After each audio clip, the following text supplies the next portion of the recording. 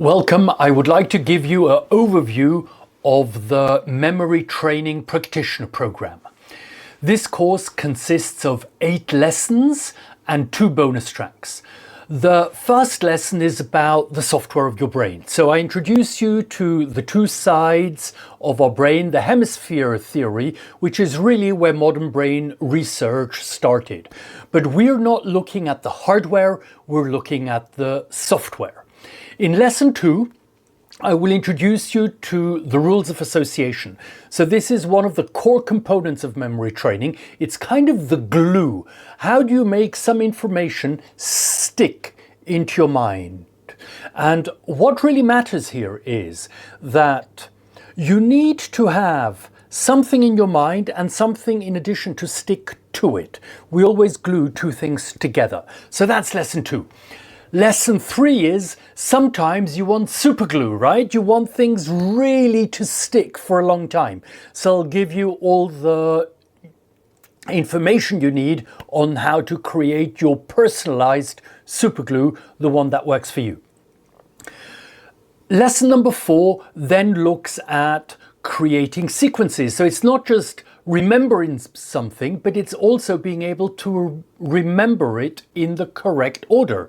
Of course, this is important for checklists. This is important for a speech, for a presentation, for a pitch. Even when you tell jokes, right? You can't tell the jokes the wrong way around.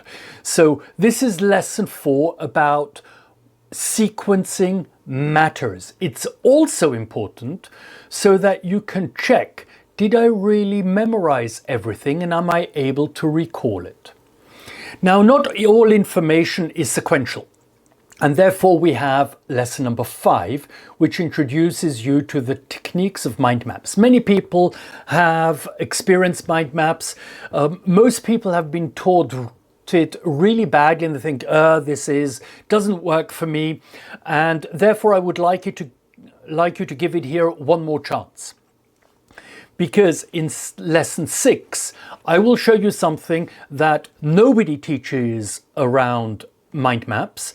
And it is something that I learned from the developer of mind maps, Tony Buzan. He was my great teacher in this.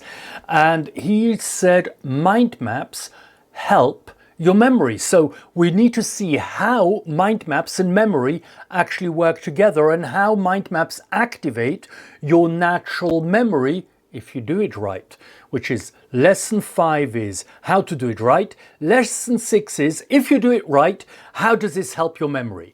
And once you do that, you can then really expand into very big structures and create massive overviews of 700,000 items, which eventually in the advanced course will be useful for books, technical materials, long presentations, courses, whatever you're looking to memorize.